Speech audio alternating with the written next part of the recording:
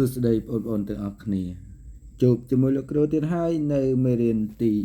3ការគូសមដោយក្នុងមេរៀននេះលោកគ្រូលើកយក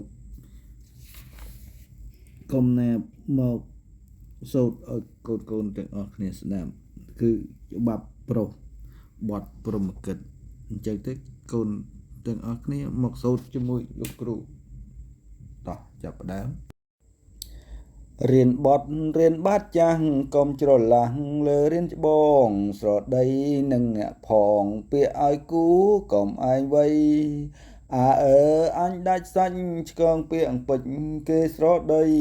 ដើមឌីលឲ្យអាប់ព្រៃស្រដីថាកូនអត់ពូជចាស់ទុំមិនប្រដៅ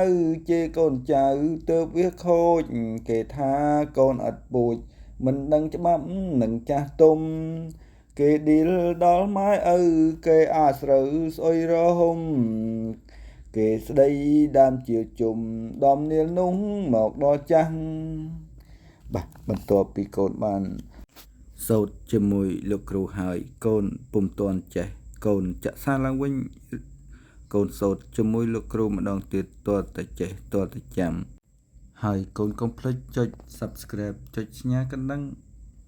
ដើម្បីទទួលបានមេសូតថ្មីពីលោកគ្រូ